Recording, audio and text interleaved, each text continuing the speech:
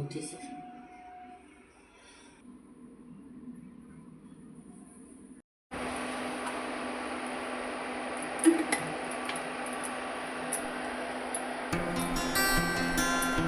এই আমি তেজপাতা দিলাম, দেখেন দিতে গোলমরিচ বাড়তি দিয়ে দিলাম।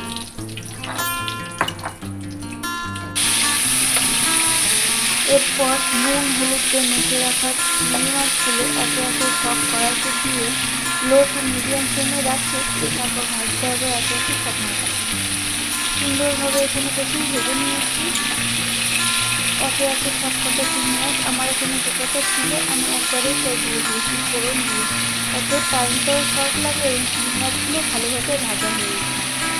এখানে উল্টে পাল্টে সব কটা চিংড়ি মাছ ভালোভাবে ভাজা হচ্ছে।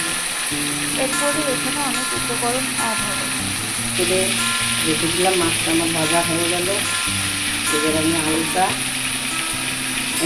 আলুটা দিয়ে এরপর দিতে হবে এখানে ভেজে রাখা আলু। তোমরা আলুটা চাইলে দিতে পারো, আবার কেউ কেউ আলুটাকে ভালো করে মাছের সঙ্গে আমরা এখানে আলুটাকে অ্যাড করেছি কারণ আলু ছাড়া কোনো রান্নাই সম্পূর্ণ হয় না। আমাদের মতো বাঙালিটা আলুটাই আছে, তাই না?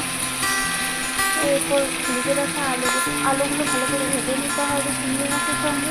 এটা আলুতেও ভালোভাবে আলু ও চিংড়ি মাছ দুটোই ভালোভাবে লবণ দিয়ে দিলাম, স্বাদ মতো নুন, তারপর দিয়ে দিচ্ছি হলুদ গুঁড়ো দিয়ে দিলাম, সামান্য হলুদ, লঙ্কা গুঁড়ো তারপর দিয়ে দিয়ে দিচ্ছি লঙ্কা গুঁড়ো, তারপরে এক চামচ কাশ্মীরি লাল লঙ্কা গুঁড়ো। এগুলো সব কিছু দিয়ে ভালোভাবে মাছে এবং আলুতে মিশিয়ে নিতে হবে। পরপর সুন্দরভাবে মিশিয়ে নিতে হবে। তা 1 থেকে 2 মিনিট ভাজার পর তারপর দিয়ে দিতে হবে এখানে আলুটাকে ভালো করে কষিয়ে নিচ্ছি। এদিকে কাঁচা লঙ্কা দিয়ে দিলাম, লাগবে কাঁচা লঙ্কা। তোমরা কাঁচা লঙ্কা চাইলে দিতে পারো পরিমাণটা বেশি করে, আমরা পরিমাণটা বেশি দিয়েছি। দিয়ে দিলাম তোমরা চাইলে লঙ্কা, একটা দুটোও দিতে পারো, কিন্তু অবশ্যই দেবে, এতে করে টেস্টটা আরও বেশি ভালো হবে। আমি পোস্ত দিয়ে দিলাম, এখানে আমরা কাঁচা লঙ্কা দিয়ে তারপর দিয়ে দিচ্ছি পোস্ত বাটা, কিছুটা সর্ষে বাটা দিয়ে তারপর ভালোভাবে মিক্স করতে হবে মাছের সঙ্গে। তারপর দিয়ে দিলাম, একবারে একসঙ্গে নারকেলের দুধ দিয়ে দিলাম, তারপরে দুধটা দিয়ে ভালো করে আস্তে আস্তে করে অল্প অল্প করে দিয়ে তারপর একটু নাড়িয়ে চাড়িয়ে পুরোটা দিয়ে নারকেলের দুধ দিয়ে দিলাম। আমি এখানে পুরোটাই দিয়ে দিয়েছি। এই মাছটা একটু ঢাকা দিয়ে দেবো ভালোভাবে।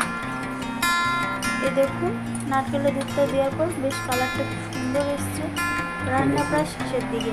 এরপরে এটা দিয়ে তারপর দিয়ে দিতে হবে ঢাকা।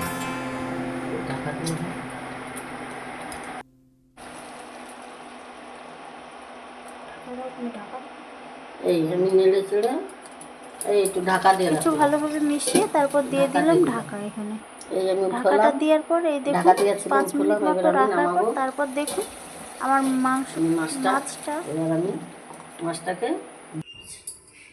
মাছটা আমার হয়ে গেছে। তারপর দেখুন এখানে ঢালার পর কি সুন্দর লাগছে, কালারটা এসছে, গ্রেভিটাও কি সুন্দর এসছে।